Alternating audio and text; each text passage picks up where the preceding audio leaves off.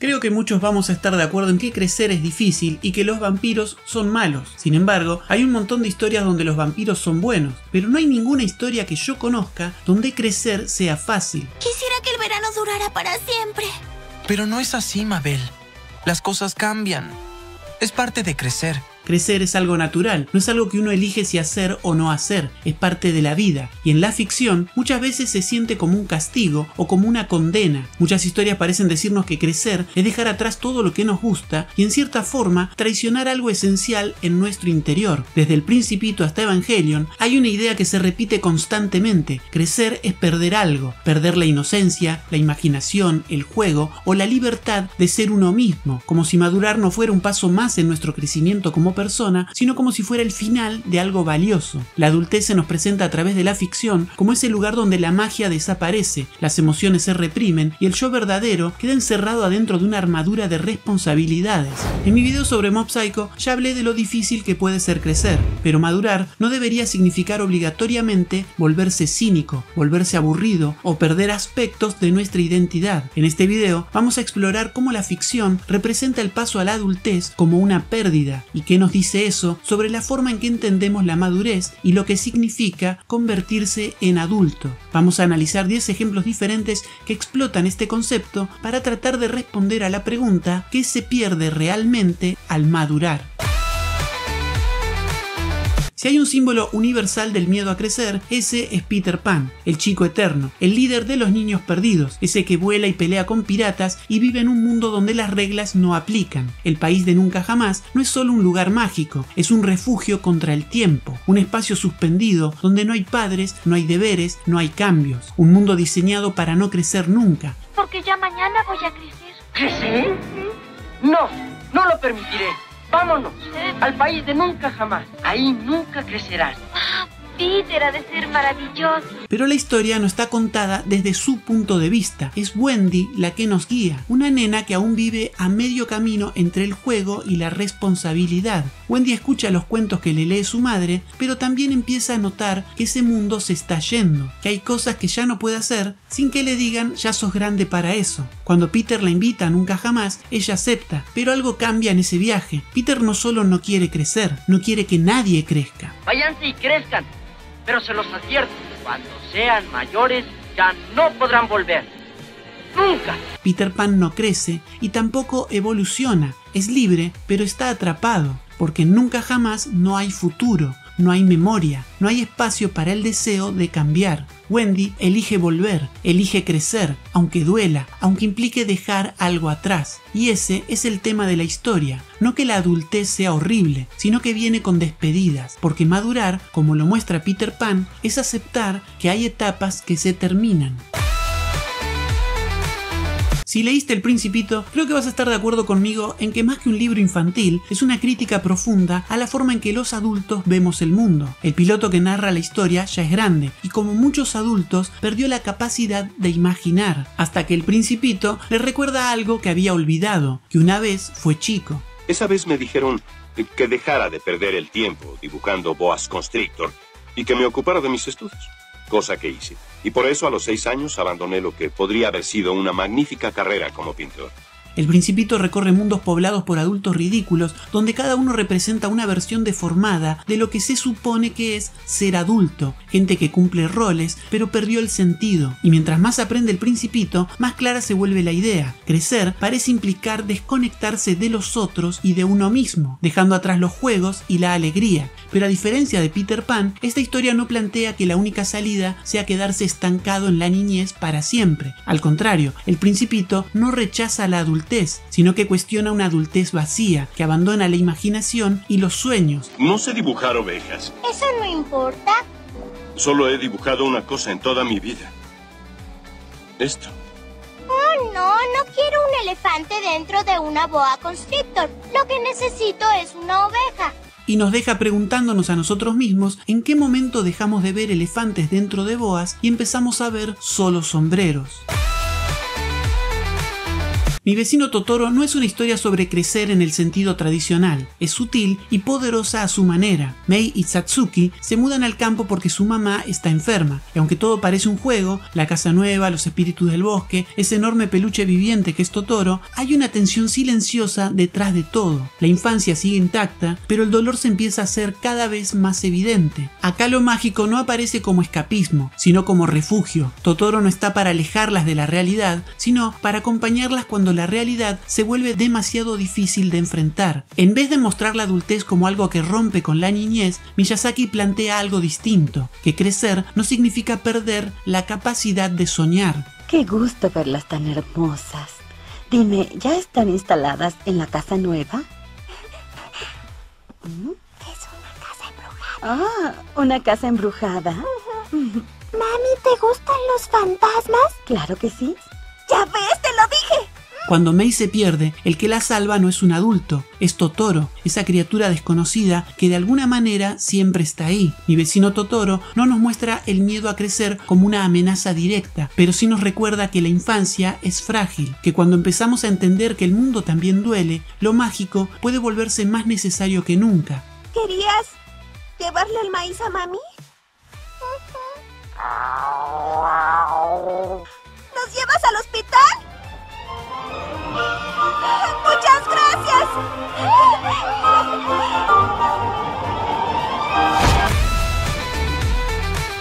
Si Totoro nos susurra que crecer puede doler, entonces Neon Genesis Evangelion nos lo grita con todas sus fuerzas. Necesitamos a alguien que pueda sincronizar con el EVA sin importar que las posibilidades sean casi nulas. Padre, ¿por qué me elegiste? ¿Se supone que debo entrar a esa cosa y pelear? Así es. ¿Por qué? ¡No quiero hacerlo! Acá ya no hay juegos ni refugios mágicos. El paso a la adultez llega de golpe como un llamado que no se puede ignorar. Y a veces, como en el caso de Shinji, lo que más duele es que ni siquiera sabes si querés responder, aunque estés obligado a hacerlo. Evangelion arranca con una de las decisiones más difíciles para cualquier adolescente. ¿Vas a hacerte cargo de las cosas? ¿Vas a subirte al robot? Y acá, subirte al robot no es solo una metáfora de asumir responsabilidades, también representa enfrentarse a todo lo que implica vivir en un mundo que exige más de vos de lo que estás dispuesto a dar. Shinji no es que no quiere crecer, no quiere decepcionar a nadie, pero tampoco quiere seguir sintiéndose solo y presionado por las expectativas que recaen en él. La adultez en este anime se muestran como una cadena de traumas no resueltos que se heredan, se ocultan o se proyectan sobre los demás. Y Shinji está ahí en el medio de todo, tratando de descubrir si hay una forma de seguir adelante cuando el mundo te mostró su peor cara demasiado pronto. Y aún así, entre tanta duda y angustia, hay un mensaje que no pasa desapercibido. Madurar no es dejar de tener miedo, sino dejar de huirle al miedo. No debo huir. No debo huir. No debo huir. No debo huir. No debo huir. Lo haré. Seré el piloto. Son mis amigas. Las 6 chicas no son tus amigas. Además, tú eres única. Ellas no son originales. No quiero ser original, Mati. Quiero ser genial. En Si tuviera 30, la protagonista está harta de su propia inseguridad, de sentirse invisible y de no encajar, y como muchos adolescentes, fantasea con una vida de adultos con la libertad para hacer lo que quiera. Ella se piensa que ser grande es tener el control, es dejar de sufrir, y cuando un deseo mágico la lanza de golpe a los 30, lo que encuentra no se parece en nada al sueño que tenía en la cabeza. Tiene un departamento de lujo, un buen trabajo, un novio atractivo, pero también una vida vacía, rodeada de gente que no la quiere por quien es y lejos de quienes sí la querían de verdad. En algún punto del camino, se convirtió en alguien que su yo de 13 años no reconocería. Le traigo sus mensajes. A ver. No puedo creer que hayas robado mi historia de Vivien Tam, maldita perra bastarda. Caíste un peldaño más abajo todavía. Espero que te mueras, que te retuerzas en tu propia bilis, víbora venenosa. Debería leerlos yo misma. Sí, claro. Ajá. Si tuviera 30, nos muestra cómo a veces en el intento de llegar rápido a la meta, uno se pierde a sí mismo. A simple vista, Hora de Aventura parece una serie de locuras caóticas en un mundo de caramelos, espadas y magia absurda. Pero con el tiempo, esa fachada de juego se va desgastando, y lo que aparece por debajo es otra cosa, una historia sobre madurar. Y me refiero a madurar de verdad. Creo que de todos los ejemplos que elegí para este video, esta es la versión de crecer que más me gusta cómo fue plasmada. Finn al principio quiere salvar princesas y patear culos con su espada, pero de a poco va descubriendo que no todo se resuelve con valentía y entusiasmo. Las cosas se complican, el amor no siempre es correspondido, las figuras paternas cometen errores y los amigos cambian. El mundo deja de ser blanco y negro, y él también. ¡Felicidades, Finn el humano! Ahora realmente has llegado al final. Lo mejor de la serie es ver cómo sus personajes evolucionan. Crecer en Hora de Aventura no es una tragedia, pero tampoco es una fiesta. Es un proceso. A veces se ríe, a veces se llora. No es ni bueno ni malo, es complejo. ¡Hora de comer helado! ¿Verdad, Jake? ¿Jake? ¿Qué hace eso aquí? ¿Qué te sucede, viejo? Está bien. Aquí es en donde debo estar. ¡No! ¡Tú no debes estar ahí! Debemos ir a comer un helado de 50 sabores, juntos. Adiós, Finn. ¡Jake! ¡Jake! Hora de Aventura nos dice que madurar es aprender a convivir con las pérdidas, con los cambios y con las preguntas sin respuesta. En Brave la cuestión es que Mérida no quiere casarse, no quiere sentarse como princesa, ni pedir permiso para hablar, ni aprender a bordar. Quiere andar a caballo por el bosque, tirar con el arco, decidir por sí misma qué hacer con su vida. Y eso la pone en conflicto con su madre, e intenta enseñarle lo que debe ser una mujer adulta. Acá, crecer es entrar en una estructura que ya está escrita para vos. Es aceptar un rol que viene con expectativas, con reglas, con tradiciones y obligaciones. Y Mérida se rebela contra todo eso, no por capricho, sino porque quiere algo que se sienta más auténtico para ella. ¿Te has preguntado lo que yo quiero? ¡No! Lo único que haces es decirme qué hacer o qué no hacer. Es que no pienso ser igual que tú. Oh, actúas igual que una niña. Y tú eres un monstruo. ¡Ah! ¡Mérida! Jamás voy a ser como tú. No. Moriría antes de ser como tú. ¡Ah!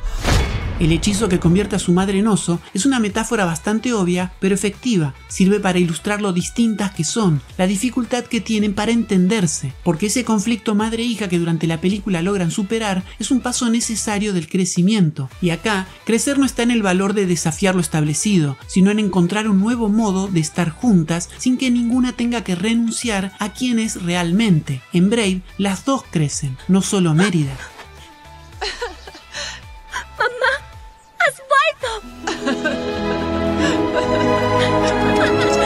¡Cambiaste! Oh, cariño. Cambiamos las dos. BoJack fue una estrella en los 90, era gracioso, famoso y admirado. Ahora es un adulto roto, encerrado en una mansión, repitiéndose que todo fue culpa de alguien más, de sus padres, de la industria, del sistema, pero a lo largo de la serie, esa excusa empieza a perder fuerza, porque hay un punto en el que culpar a otros ya no es una opción, y ese punto es cuando creciste, cuando empezaste a tomar tus propias decisiones, tus errores no son culpa de los demás. No, BoJack, ya basta. El que está mal en todo esto eres tú. No es el alcohol o cualquiera de las cosas malas que te pasaron en tu carrera o cuando eras niño. Eres tú. ¿De acuerdo? Eres tú. BoJack ya tiene como 50 años, pero sigue siendo inmaduro, porque acá madurar no es una cuestión de edad, es una decisión, la de hacerte cargo de tus actos, la de aceptar que las disculpas no borran el daño, la de entender que no siempre hay redención, pero que eso no significa que no puedas intentar ser mejor. En realidad ni siquiera me importa lo que el mundo piense de mí. Odié leer ese libro porque odiaba sentir que así me veías. Creo que mi pregunta es, ¿tú crees que es muy tarde para mí? ¿Qué? ¿Acaso estoy condenado a ser la persona que soy? ¿La persona de ese libro? No es muy tarde para mí, ¿verdad, Diane? No es muy tarde, Diane. Necesito que me digas que no es muy tarde. Sé que puedo ser egoísta, narcisista y autodestructivo, pero debajo de todo eso, en el fondo, soy una buena persona y necesito que me digas que soy bueno. Diane, dime, por favor, Diane, dime que soy bueno. Le recomiendo esta serie a cualquiera que quiera ver una exploración sincera de lo que es ser adulto. BoJack Horseman es todo lo que las historias sobre madurar suelen evitar. Acá no vas a encontrar un momento de clic donde el personaje de repente aprende la lección, deja de ser inmaduro y empieza a actuar con responsabilidad. Acá crecer no es algo que pasa, es algo que haces una y otra vez, día tras día. Naciste roto. Lo siento, lo siento, lo Y siento. ahora podrás llenar tu vida de proyectos, tus libros, tus películas y tus Pero esa noviecillas. noche es una noche nada de genial. eso te llenará. Eres BoJack Horseman. ¿Sarah Lynn? No hay cura para eso. Si la primera Inside Out nos enseñaba que la tristeza no es algo que haya que evitar, sino algo que necesitamos para crecer, la segunda da un paso más allá y nos plantea qué pasa cuando empezar a crecer implica dejar atrás partes de vos mismo. Acá Riley entra a la adolescencia y con eso llegan nuevas emociones y la ansiedad. Una ansiedad que toma el control del cuartel general y decide que si Riley quiere encajar, tiene que convertirse en alguien completamente distinto. Esta no es nuestra Riley. Lo que importa no es quién es Riley.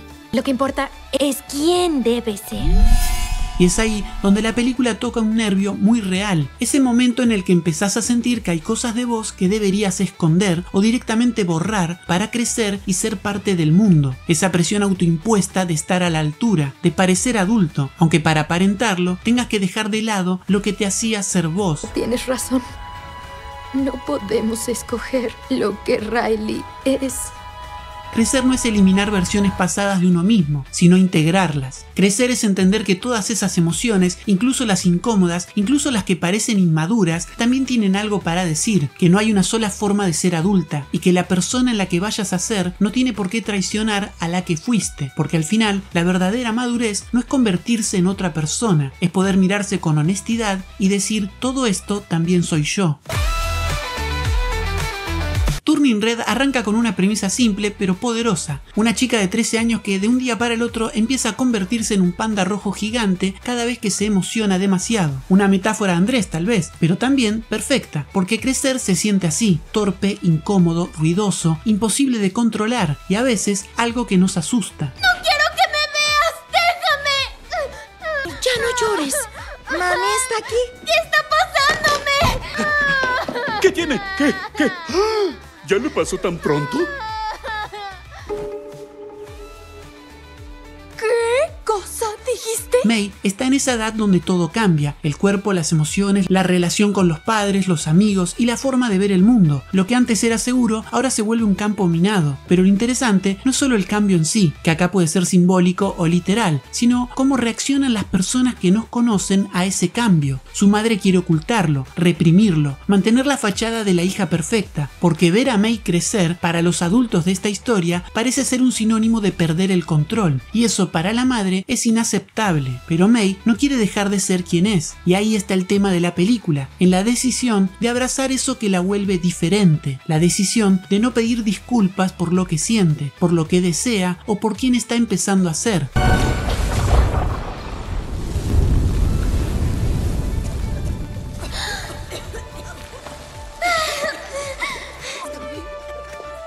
May, no te asustes. Haremos otro intento. ¿May? Quiero quedármelo. ¿Qué es lo que dijo? ¿Cómo dices? ¡Me lo voy a quedar! May. Si miramos más allá de la superficie, Turning Red no se trata solo de la pubertad, sino del derecho a crecer sin tener que pedir perdón por crecer, sin tener que encajar en la idea de adultez que otros diseñaron, porque a veces crecer revela partes nuestras que no encajan en la adultez, y madurar es aceptar que esas partes tuyas que no encajan también son parte de vos. Entonces, ¿qué se pierde realmente al madurar? Después de ver todos estos ejemplos, está claro que crecer efectivamente implica perder cosas. Hay juegos que dejamos de jugar, cosas que dejamos de hacer, y hay miedos que cambian, personas que se van y momentos que no se pueden repetir. Pero tal vez lo que más duele no es lo que se pierde, sino la forma en la que nos enseñaron a verlo, como si ser adulto significara volverse más serio, más duro, más amargado todo el tiempo, y menos dispuesto a jugar por jugar, como si madurar fuera cerrar la puerta a todo lo que alguna vez nos hizo felices, y nadie quiere dejar de ser feliz. Por eso tantas historias usan la idea de la madurez como una fuerza antagonista, como un mal al que hay que vencer, y nos muestran personajes que se resisten y luchan o se rompen por dentro al intentar encajar en un molde que no los puede contener, porque en el fondo no están huyendo de la adultez, están huyendo de una adultez vacía, sin diversión, sin espontaneidad o sin imaginación, y no tiene por qué ser así. Crecer no es algo malo, malo. Lo que pasa es que lo hacemos mal. Hay otra forma de crecer, una que no niega el dolor, pero tampoco renuncia a la magia. Una adultez donde todavía se puede jugar, soñar y reírse fuerte sin sentir culpa ni vergüenza. Donde madurar no significa reprimir lo que somos, sino aprender a expresarlo con más conciencia. Porque tal vez no se trata de elegir entre ser chico o ser adulto. Tal vez la clave es descubrir cómo hacer para hacer las dos cosas a la vez. ¿Crees que sabes qué hacer? Mas yo tengo más experiencia en saber. Adulteando. Hasta los 18 no podrás saber si adulteando. Ese no es un verbo. ¡Quítamelo, quítamelo! Sí, adulteando. Muchas gracias por acompañarme hasta acá. Nos volvemos a encontrar en el próximo video ensayo dedicado a fiestas prohibidas. Estás viendo el canal de Jacinto, el show de análisis más